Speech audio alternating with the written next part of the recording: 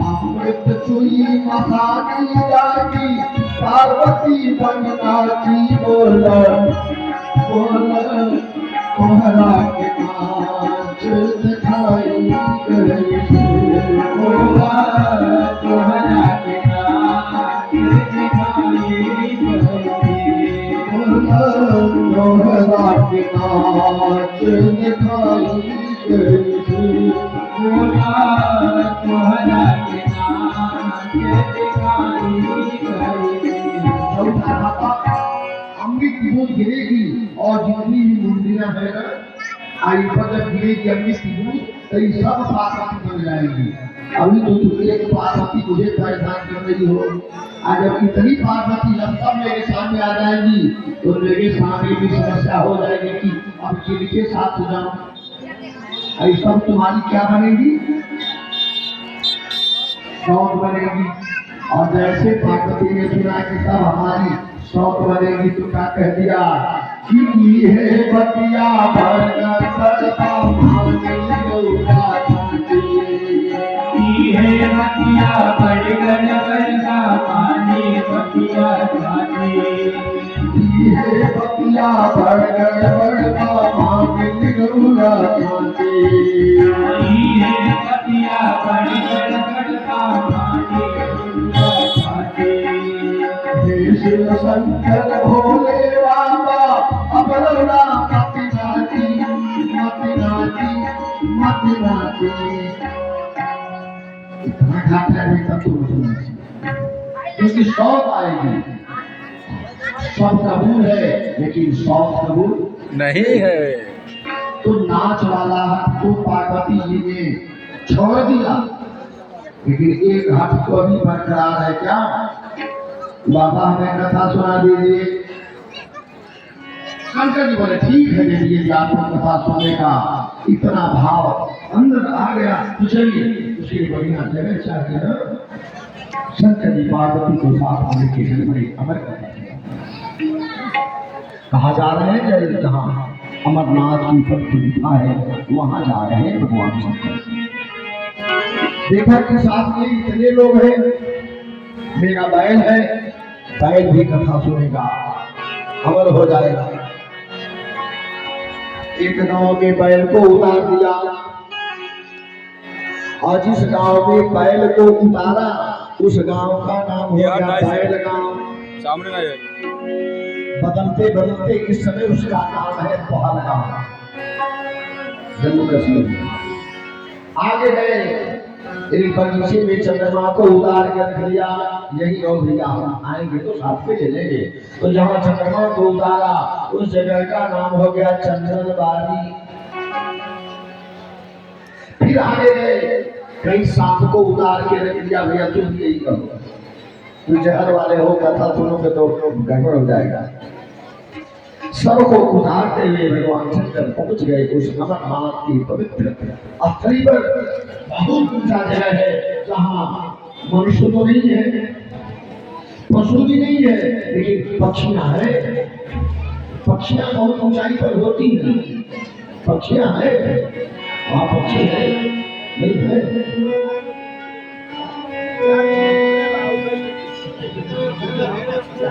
शादी का तो जाते लोग रहते है कहाँ। तो वहाँ शंकर जी ने देखा कि सब कुछ तो नहीं है, एक पक्षियां हैं, ये सारी पक्षियां कथा सुनेंगी सब अमर हो जाएंगी। तो पक्षियों को मारना तो है नहीं, बस हटा देना है।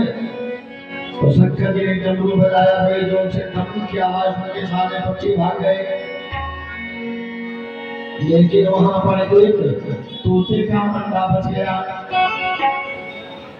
तोते का अंडा बच गया, पक्षी तो भाग गए और भगवान शंकर वहीं बैठ गए।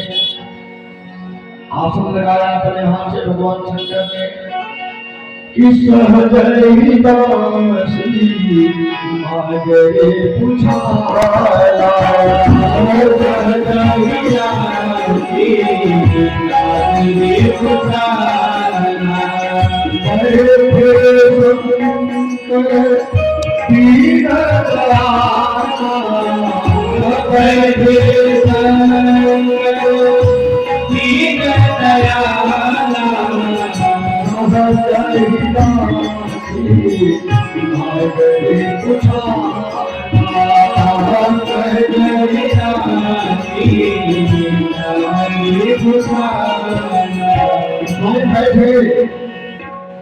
पहले मन को एकाग्र किया कि सावधान मन करि पुनि शंकर लागे कहन कथायति सुंदर। भगवान शंकर जब कथा कहे तो कथा कितनी सुंदर हो गई महाराज, फिर मत पूछिए। लेकिन सुनाने के पहले श्रोता को अपने अनुकूल किया भगवान शंकर ने। आपकी पार्वती कथा सुनने आई है ना, मनोरंजन नहीं है। देखिए कुछ लोग कथा को मनोरंजन के दृष्टिकोण से सुनते हैं कि चलेंगे और बाबा कुछ ऐसा चुटकुला करने की मजा आ जाएगा। अरे भाई, मजा लेने वाले को सजा मिलती है।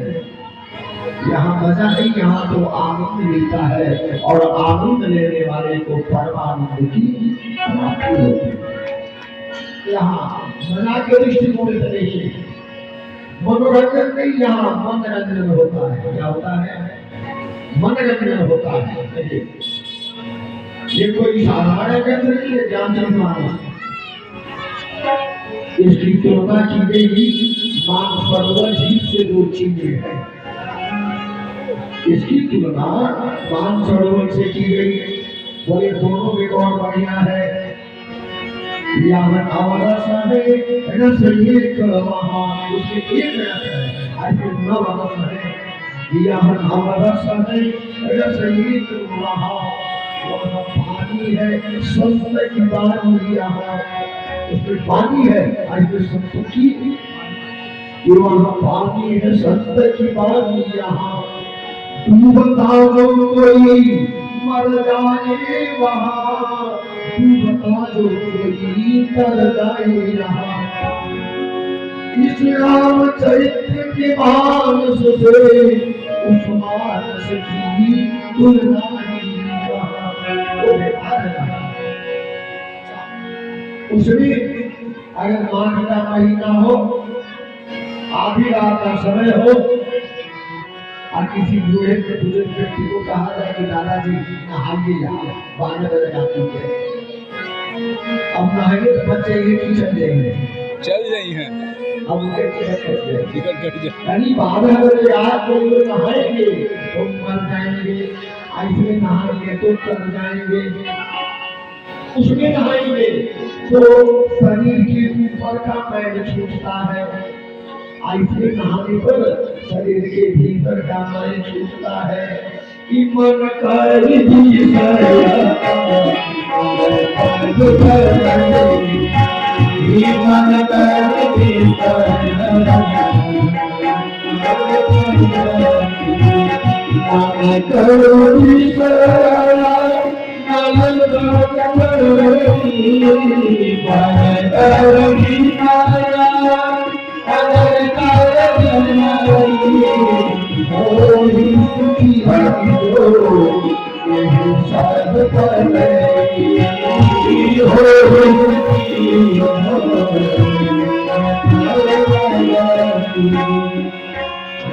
इसलिए आने वाला सुखी हो जाएगा। अच्छा, नहाने का तरीका आप लोग नहा रहे हैं, इसमें स्नान हो रहा है। अब आप कहेंगे कैसे? कि जो नहाई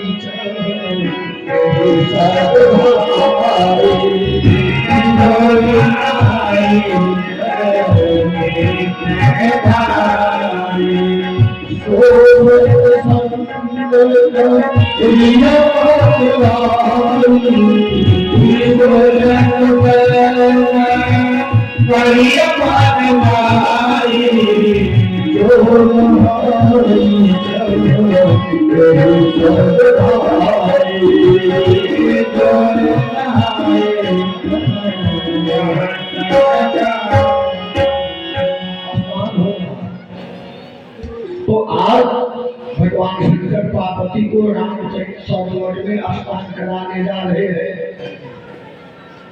लेकिन किताब की कथा नहीं सुनाए, बहुत ध्यान से सुनिएगा।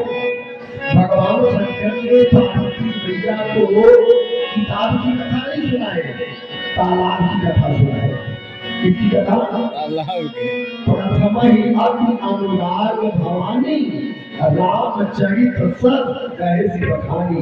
सर में होता है सरोवर, सरोवर में तालाब। तालाब की कथा है, ये तालाब है।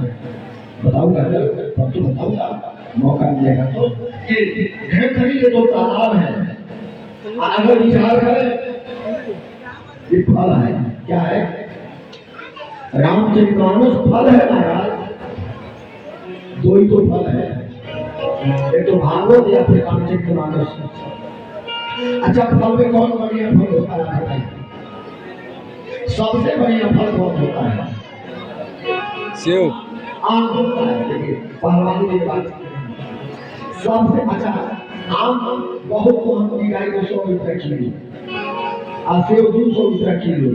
सेब के नहीं एक मतलब नहीं, सेब 200 रुपया किलो बिकेगा, और 20 रुपया किलो वाला आम बिकने वाला उसकी बराबरी सेब नहीं करेगा। तो आप सेब को मुख में डाल दीजिए और बाहर निकाल के रख लीजिए और फिर बन जाएगी ना। 200 रुपया किलो बिकने वाला सेब है, लेकिन मुंह से बाहर निकाल देंगे तो फिर मुझे नहीं लगेगा, क्यों? भले सेब है, ठीक है, सेब है ना। आप खाते जाइए 50 साल देखने का मन नहीं करता है।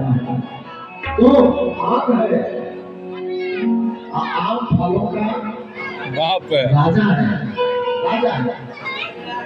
तो भागवत और रामचरितमानस ये दोनों फल है, और फलों के आम है। क्या है? आम है। तो कोई जरूरी कि सभी आम मीठे ही हो? सभी आम मीठे होते हैं क्या? ना। खट्टे भी तो होते हैं ना, लेकिन ये दोनों बड़े मीठे आम है भैया। अब आप कहेंगे कैसे पता कि ये दोनों मीठे हैं? प्रमाण, बगीचे में जब आम के वृक्ष होते हैं, आम पके होते हैं, और जिस आम के फल में कौवे की चोंच लग गई, ध्यान दीजिएगा, कौवे की चोंच लग गई, वो खट्टा होता है क्या? वो नहीं खट्टा होता है। या किसी तोते की चोंच लग गई, वो खट्टा होता है, मीठा हो जाता है। या कौवा और तोता उसी में चोंच मारेगा जो आम मीठा होगा। अब इसमें किसकी चोंच लग गई? रामायण की घटाई हो गई। रामचरितमानस रूपी आम के फल में काकोसती रूपी कौवे की चोंच लग गई। किसकी चोंच लगी? काकोसती कौवा ही तो है ना।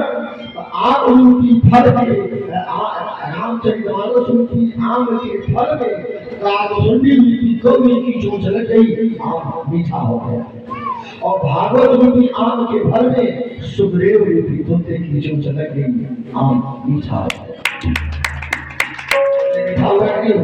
अच्छा, उसमें भी आम में बहुत मीठा आम है, लेकिन दो चीजें हम फेंक देते हैं। क्या? छिलका और गुठली। इसमें न छिलका है न गुठली है। बोले भागवत क्या है? निगम कल्पतरोर गलितम फलम सुखमुखादयं कृतज्ञं संयुतम् पिबतं भागवतं रसमालयं महो रसिका वेद में शिकायत होता हुआ फल है।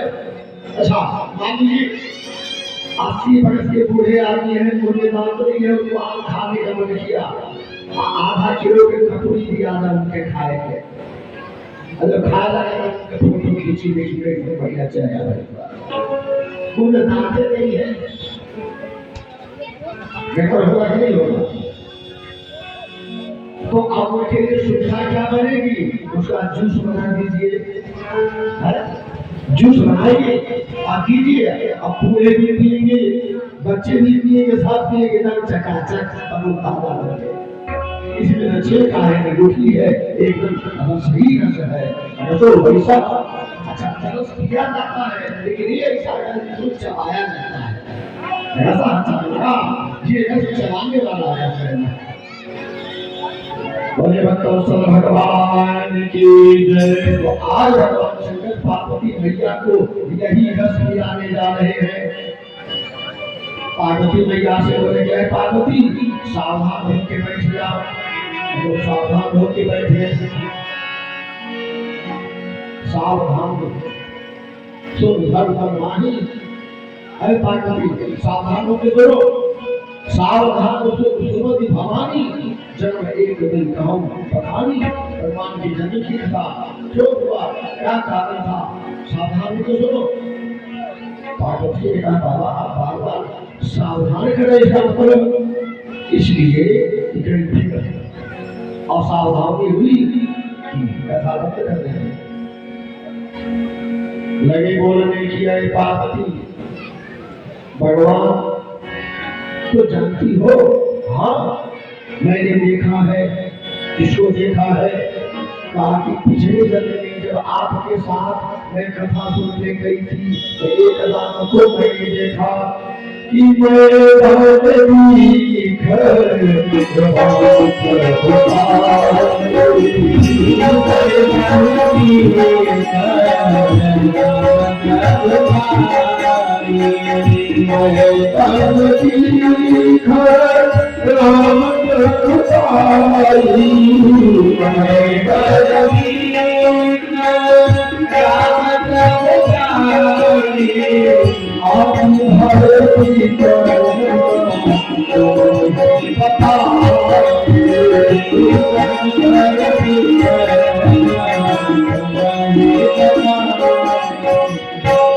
मैंने खुद अपनी आंखों से राम जी की प्रभुता को देखा। कौन राम है ये बात समझ नहीं आई। कई राम के विषय में मैंने सुना है, लेकिन आप स्पष्ट करें कि ये राम है। अच्छा आप भी जानते हैं राम राम। पार्वती जी ने कहा तुम राम राम दिन राति सागर चतुर आनंद आराती। आप भी राम राम जपते हैं, ये कौन राम है? और जिनको मैंने देखा वो कौन राम है? भगवान शंकर बोले कि देखो पार्वती जितने जगह देखा सब एक ही राम है। जैसे 1000 मिट्टी के घड़े हो, सब में पानी हो और सब में सबका रूप दिखाई दे रहा है, लेकिन सूरज अलग अलग नहीं है, एक ही अलग अलग दिखाई दे रहा है। जैसे अलग अलग घड़े में दिखाई देने वाला सूरज एक ही है, वैसे अलग अलग भूमिकाओं में दिखाई देने वाला परमात्मा भी एक है। तो मैंने सुना है जो निराकार है साकार क्यों हो जाता है, एक है। तो भगवान शंकर बोले कि कारण तो तमाम है, एक कारण बता रहे और उसकी चर्चा में आप संक्षेप में कर देगा। हम सबकी उत्पत्ति मनु और सतपुड़ा के द्वारा हुई है। उसी मनु और सतपुड़ा को मुसलमान लोग कहते हैं बाबा आदम और माई हवा है, अपना अलग अलग तरीका है, लेकिन उसी मनु के द्वारा हम सब मानव की उत्पत्ति हुई। और मैं बात कर रहा हूँ सतयुग की। सतयुग के लोगों की उम्र हुआ करती थी 1 लाख वर्ष। 1 लाख वर्ष सतयुग में लोगों की उम्र हुआ करती थी। त्रेता आने पर कुछ पुण्य कम हो गया, और जब पुण्य कम हुआ तो उम्र भी कम हो गई। तो अब कितना कम हो गया? त्रेता में 1 शून्य कम कर दीजिए, तो 1 लाख में से 1 शून्य निकालेंगे तो कितना होगा? 10,000। अब त्रेता में उम्र हो गई 10,000। अब द्वापर आया, पुण्य और कम हुआ, उम्र और कम हुई, 1 शून्य और कम कर दिया, तो 10,000 में से 1 शून्य निकालेंगे तो कितना होगा? 10,000। हमारे वहां में समझ रहे, हमारा गणित कमजोर है। हाँ 1,000 हो ना। अब कलयुग आया तो पुण्य और कम हो गया, उम्र और कम हो गई, 1 शून्य और निकाल दीजिए, 100 हो गया। कितना हो गया? 100 बढ़। अब लोग अस्थाई नहीं है, कम होगा। तो मैं बात कर रहा हूँ सतयुग की, जिसमें लोगों की उम्र हुआ करती थी 1 लाख वर्ष। उसी को 4 भाग में बांटिए। ब्रह्मचर्य आश्रम 25,000 वर्ष, 25,000 वर्ष गृहस्थ आश्रम, 25,000 वर्ष वानप्रस्थ आश्रम और 25,000 वर्ष संन्यास आश्रम, सब जाके 1 लाख वर्ष पूरा होगा। मनु जी महाराज के 2 पुत्र थे, उत्तानपाद और प्रियव्रत, और 3 पुत्रियां हैं, देवहूति, आकृति और प्रसूति। 3 पल बीत गए, वैराग्य नहीं हुआ। अच्छा, ऐसा संसार का नियम है कि जो व्यक्ति चारपाई से कुछ नहीं पाता है, उसको भी मरने का मन नहीं करता है। मैंने एकदम उसकी दुर्दशा हो रही फिर भी वो मरना नहीं चाहता है। मनु जी महाराज का भी मन, उनके अंदर वैराग्य नहीं हुआ, तो सोचे कैसे काम नहीं चलेगा। जबरदस्ती अपने बड़े लड़के को अधिकार दे दिए, जेठ से सुध ही बात नहीं पड़ीना, कुछ हे गौरवध किया और चले गए कहाँ, नैमिषारण्य में, जो हमारे उत्तर प्रदेश के सीतापुर जिले को कहते वही नैमिषारण्य है, जहाँ सूत जी महाराज शौनकादि ऋषियों को भागवत की कथा सुनाए, जहाँ दधीची ने हड्डियों का दान किया, उसी जगह पर मनु शत्रुपा को साथ लेके जा रहे हैं। गोस्वामी जी वर्णन कर रहे हैं कि तीरथ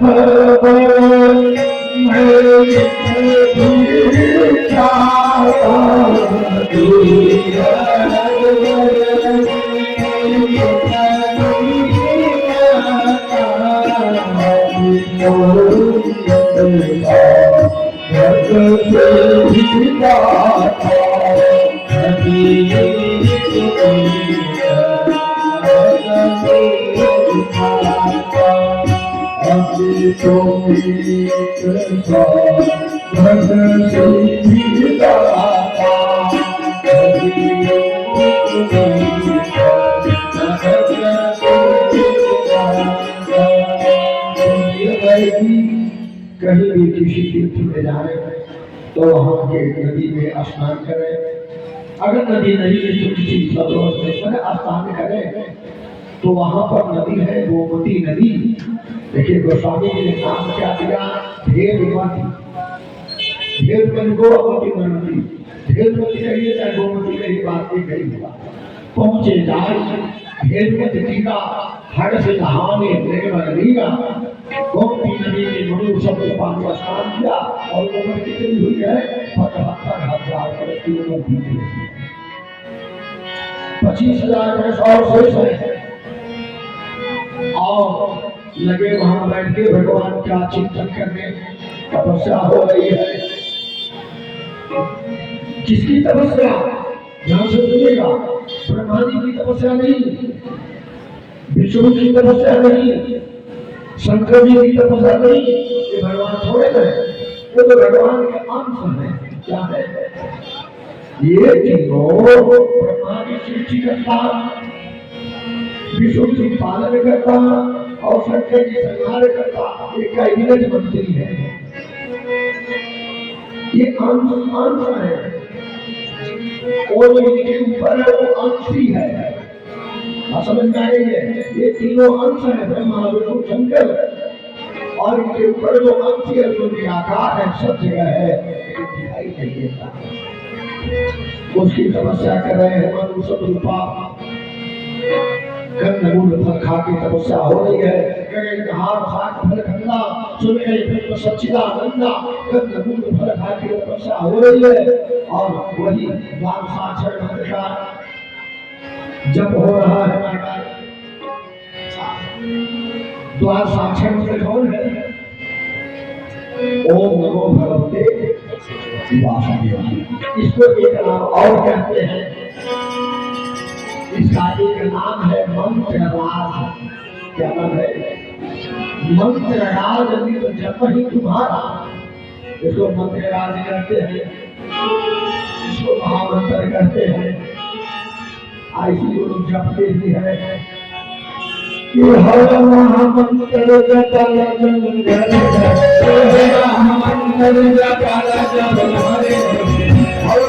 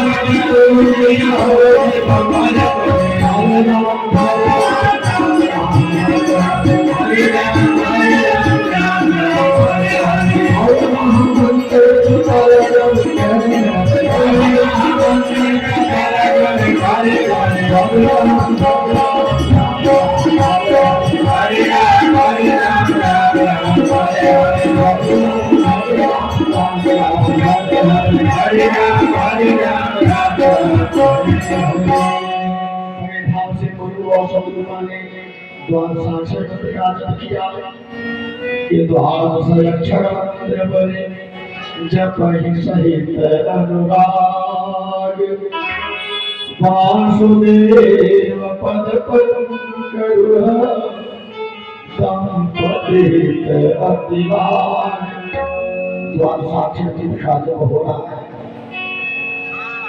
कई बरस बीत गए महाराज अभी कोई उपलब्धि नहीं हुई लेकिन भाई तपस्या तो तपस्या है ना।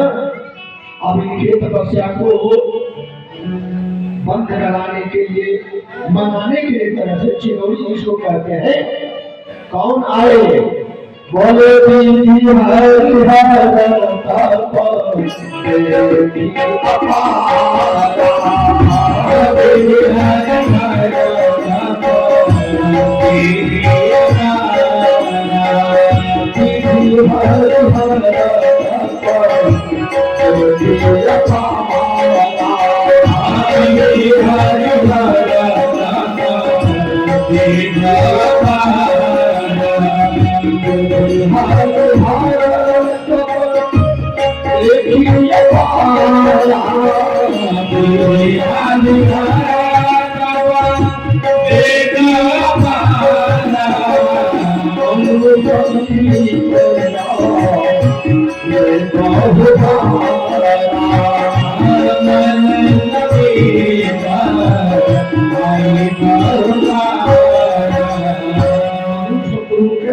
के पास कोई संपत्ति नहीं है लेकिन क्या नहीं है। देखिए ये तो हम लोगों की आदत बन गई कि हमारे पास कुछ है ही नहीं। क्या नहीं आया मनु जी क्या तो खजाना लेके गए थे लेकिन ब्रह्मा विष्णु शंकर सब तो उसके पास आए ना और हम लोग मान के बैठे हमारे पास कुछ नहीं है। अरे तब भैया परमात्मा ने आंख दिया कोई कहे कि पीड़ा खाए रुपया लगवा के तरह के क्या दिया एक हाथ काट के दे दी 4 लाख रुपया लीजिए कोई देगा इतना नहीं है। अरे परमात्मा को आप धन्यवाद दीजिए कि इतना बढ़िया मानव का शरीर दिया। परमात्मा को कभी आपने धन्यवाद दिया नहीं बस आदत बने हुई कि हमारे पास कुछ नहीं है। नेगेटिव नकारात्मक सोच नहीं सकारात्मक सोच होना चाहिए। परमात्मा को धन्यवाद दीजिए। जय परमात्मा कि मुझे तुमने वाली बहुत कुछ दिया है तेरा शुक्रिया तेरा शुक्रिया तेरा शुक्रिया तेरा शुक्रिया तेरा शुक्रिया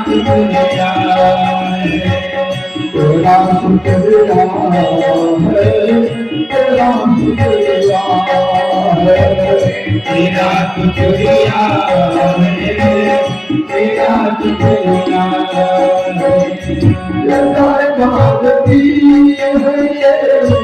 औलाद की है, ये कहता की है,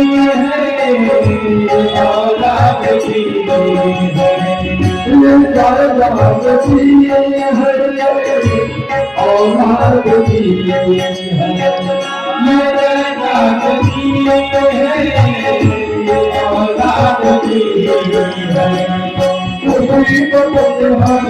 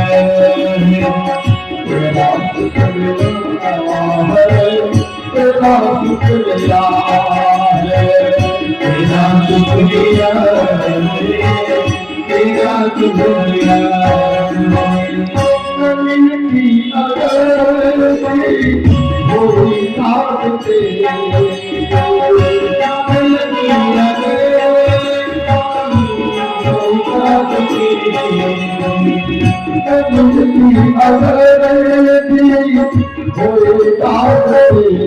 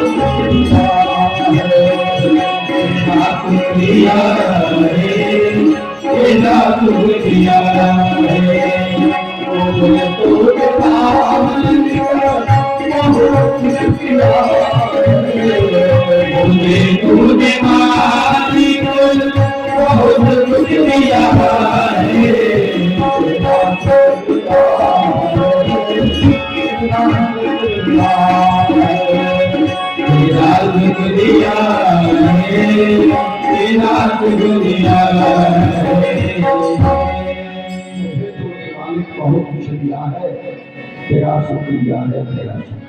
लेकिन हम मानते नहीं, आदर करके भी हमारे पास कुछ नहीं है।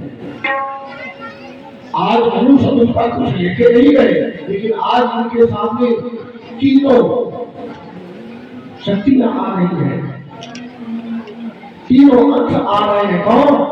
ब्रह्मा, विष्णु और शंकर विधि हरिहर देखिए बाबा मन समीप आए बहु बारा, एक बार नहीं दो बार नहीं बहुत बार आए। परमानी किशोर जी शंकर जी बार बार आए, अरे मनु अरे कुछ मांग लो, मांगना चाहिए ना, लेकिन मनु जी को मांगना थोड़ा है। बहुत लालच लिया इन तीनों देवताओं ने, मानव वर्ग भांति लोभाए, लेकिन पल भी नहीं चलाए। बहुत लालच लिया लेकिन विचलित नहीं हुए। क्यों? जो आप दे सकते हैं वो हमें चाहिए ही नहीं, और जो हमें चाहिए वो आपकी क्षमता नहीं है देने की। हाँ ये भी बात है। तपस्या कितने दिन तक भी मालूम है, 6000 वर्ष पानी पी की तपस्या हुई। दीपे वर्ष सहस्र सत सहस्र बार आहार, 6000 वर्ष केवल पानी पी के तपस्या हुई। शरीर में कुछ बचेगा? कुछ नहीं बचा। अस्थिमान तो हो गए शरीरा, तदपि मनाग मन ही नहीं पिया, केवल हड्डी बची है बाकी, लेकिन मन में कोई प्रेस नहीं है। अनुराग वही प्रेम वही है।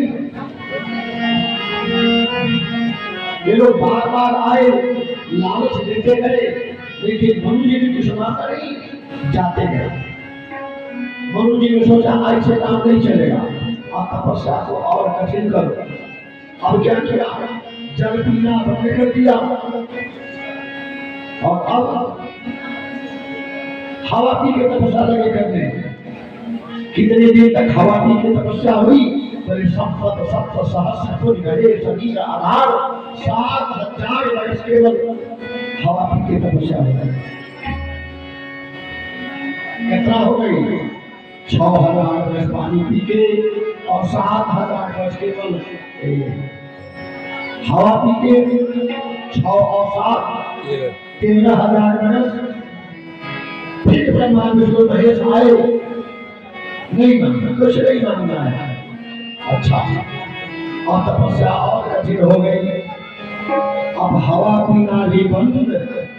अब क्या अच्छा, हम लोग एक दिन एकादशी रहते हैं। मैं अपनी बात बता रहा हूँ, जिस दिन व्रत करना होता है कोई भूख लगती है। एक 2 घंटा इधर उधर हुआ तो बीच पड़ जाता है। अब कल चाहता है कहीं मुखिया जी समझ गए थे, बीच पड़ गई थी। समझ तो चाहिए तो चाहिए। अब बताइए कि इतने 1000 वर्ष की तपस्या हो गई, कम साधना है। लेकिन अब मनु जी ने क्या किया? पानी पीना भी बंद, हवा पीना भी बंद, और एक पैर पर खड़े होकर दोनों लोग हाथ उठा के उस सच्चिदानंद की तपस्या कर रहे हैं। भगत सहस्र त्यागे सो 18 गए एक पद दो, एक पैर पर दोनों लोग खड़े हैं। और मनु और शत्रुपा 10,000 वर्ष केवल हड्डी बची है शरीर। अब कितना दिन हो गई? 23 वर्ष 6 7 23,000 वर्ष। 2000 वर्ष तपस्या किए थे, यानी 25,000 वर्ष तो केवल तपस्या में बीत गई। 75,000 वर्ष की उम्र घर पर बीत गई। अब उम्र कितनी हो गई? सीधे सीधे 1 लाख वर्ष, यानी उम्र पूरी हो गई। अब चिता में जाने की उम्र है।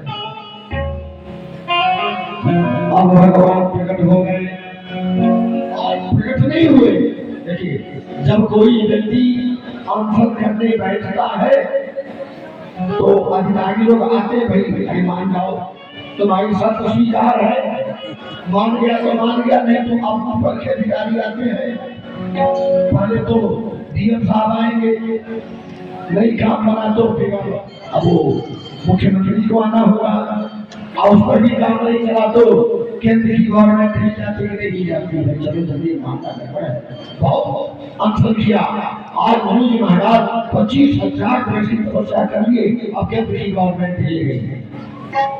आकाशवाणी हो गई है, भाई आकाशवाणी के काला आवाज आई नहीं, दिखाई कुछ नहीं। कौन बोल रहा है? न ब्रह्मा जी बोल रहे हैं, न विष्णु जी बोल रहे हैं, न शंकर जी बोल रहे हैं। इन तीनों को चलाने वाला ऊपर जो परमात्मा बैठा है, जो निराकार ब्रह्म है, उसकी आवाज है। और आवाज कान में आई, किनकी आवाज? उस ब्रह्म की आवाज कान में आई। नतीजा ये हुआ कि मृतक जियावन गिरा सुहाई, आश्रवण यंत्र हो जब उड़ आई। जब कान के रास्ते से वह आवाज मनु और शत्रुपा के भीतर आई, एकदम चतुर्थ तन भय सुहाए, मानव का वही भवन के एकदम तरोताजा हो गए। लग रहा है कि अभी महल से आ गए हैं। और जिनकी आवाज में इतनी बुलंदी, अनुमान करिए, जिनकी आवाज में इतनी बुलंदी, तो दर्शन में क्या होगा? भगवान बोले मनु चाहते क्या हो? बोलो। चारों तरफ देखा दिखाई कुछ नहीं दिया, बस सुनाई दे रहा है। क्या चाहते हो? मनु जी बोले कि महाराज हम आपको देखना चाहते हैं। क्या चाहते हैं? किसको? ब्रह्मा को, विष्णु को, शंकर को ना। आज निराकार ब्रह्म की आवाज है। मनु जी बोले कि हम आपको देखना चाहते हैं। देखें हम स्वरूप भजलोचन, कृपा करहु प्रणतार विमोचन। प्रभु आप कृपा करिए, मैं आपको देखना चाहता हूँ। भगवान बोले हमारा तो कोई भी पदंग है ही नहीं, कोई आकार प्रकार है ही नहीं, तो हम कैसे आवे कि आप समझ जाए कि हम ही है। मनु जी ने अपने फरमाइश बता दिया, जो भगवान शंकर के हृदय में आपका जो रूप विराजमान रहता है, अथवा काकुसुर के मन में मन रूपी मान सरोवर में जो रूप आपका विराजमान रहता है, जो जो स्वरूप मस्ती मनवाही, यही कारण वो जतन कराही। जो भुजट के मनवान सहंसा, अग्र सगुन यही निगम प्रशंसा। देख हम स्वरूप भजलोचन, करह कृपा प्रणतार विमोचन। हम देखना चाहते हैं आपके उसी रूप का। भगवान बोले तो चलो कोई बात नहीं, देखना ही तो है ना। भगवान वहां प्रकट हो गए किनके सामने? बोले मनु शत्रुपा के सामने। उसी नहीं की सायत में गोस्वामी से पूछा गया भगवान कैसे है? बोले भगवान का रंग कैसा है?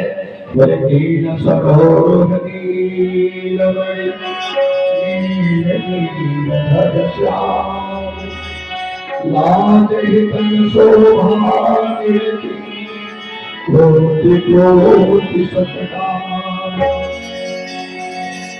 भगवान नीले रंग के हैं, नीले कमल के समान।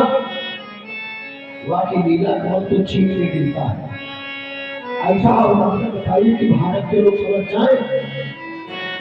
वाकई नीलमणि के समान बोले तो राजा महाराजा के वहां नीलमणि होता। तो सस्ता उदाहरण बोले नील नील श्याम, जो नीला आसमान है ना, वही रंग है भगवान का। नीला मंगल श्याम कोमलम देह भगत समागम, ये भगवान का रंग है। तो भगवान तो सामने रंग में आए, लेकिन कितने लंबे चौड़े कितने मोटे हैं ये भी तो जान जाए।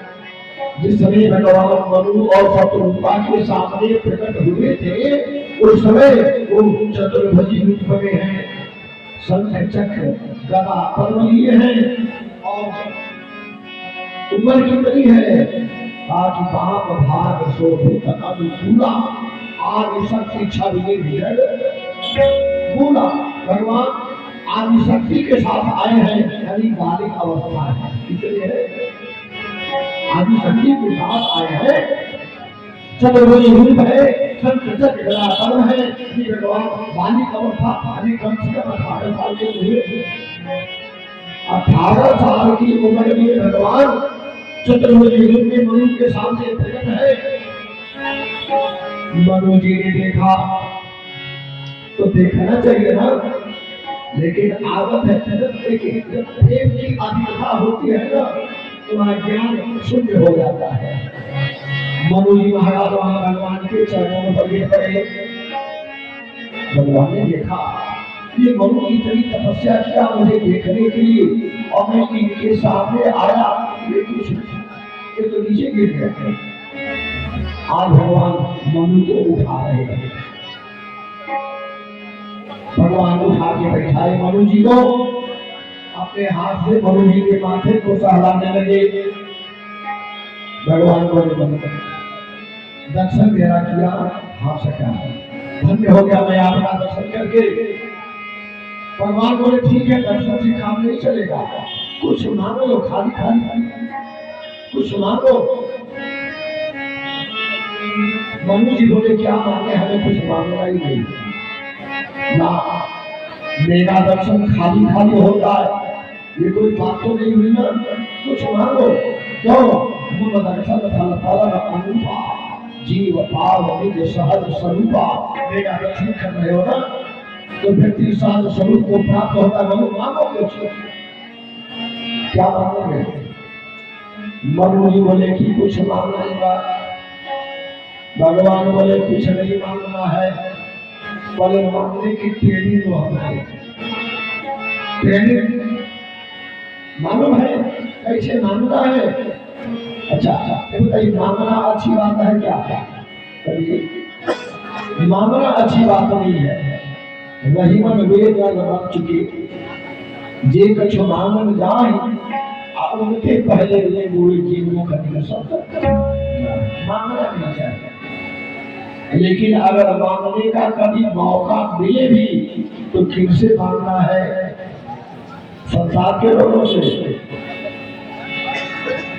मांगने का अगर कभी अवसर मिले तो संसार से नहीं, भगवान से मांगना। लेकिन मैं इसके भी थोड़ा सा बदल लेता हूँ। पहले तो मांगना नहीं है, मांगने का अगर अवसर मिला भी तो भगवान से नहीं मांगना है, मांगना है तो भगवान को मांगना से नहीं। से के जगह पर क्या लगाना है? को। भगवान से नहीं मांगना, भगवान को मांगना है। भगवान ने इशारा किया मनु मांगो। अच्छा एक चीज और है, कोई व्यक्ति जब किसी से कुछ मांगता है तो देने वाला दो शर्त लगाता है, तो वही मांगेगा जो मेरे पास हो, और उसने भी देने लायक हो, जो जरूर नहीं जो है सब देने लायक है।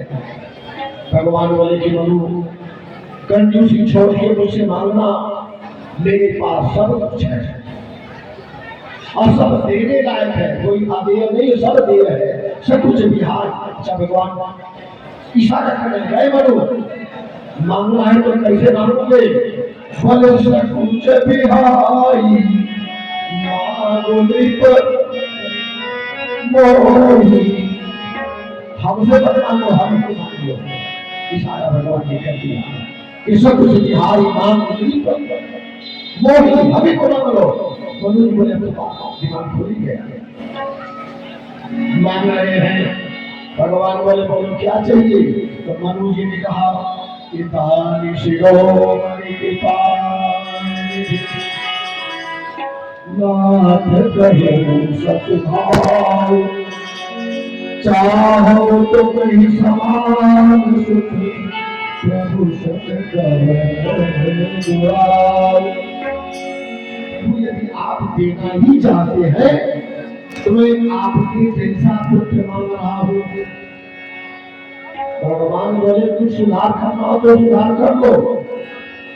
मनु जी बोले कुछ नहीं सुधार करना, बस आपके जैसा मुझे बेटा चाहिए।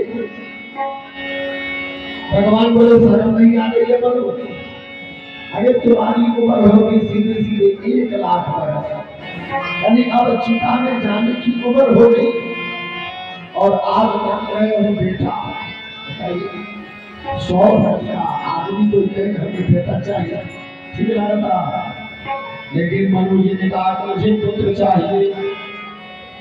भगवान बोले पहले तो तुम्हारी उम्र नहीं है, और दूसरी बात पुत्र जो मांग रहे हो तुम्हारे पास तो 2 पुत्र है, उत्तानपाद और प्रियव्रत, और 3 पुत्रियां हैं, देवहूति, आहुति और प्रसूति। मनु जी ने कहा कि महाराज 2 हमारे जो पुत्र है ना वो हमें सुख प्रदान करने वाले हैं, लेकिन अब हमें ऐसे की इच्छा है जो पूरे संसार को सुख प्रदान करने वाले हो। सगरे भवन्तु सुखिनः सर्वे सन्तु निरामया सर्वे भद्राणि पश्यन्तु मा कश्चित् दुःखभाग् भवेत्। ऐसा मुझे चाहिए, ऐसे प्रभु आप ही हैं। भगवान बोले ठीक है, लेकिन एक बार अगर देने वाले और मांगने वाले के बीच में कहीं कुछ मामला उलझ जाए, जैसे देने वाला कंजूस हो, देने वाला कंजूस निकल जाए, अब मांगने वाला अगर चालाक है, जीत किसी होगी, मांगने वाले की अथवा देने वाले की। मांगने वाला चालाक है लेकिन देने वाला कंजूस है, क्या करें। एक बार एक भगत ब्रह्मा जी की तपस्या किए, ब्रह्मा जी प्रसन्न हो गए, बोले मानो क्या चाहिए तुम्हें।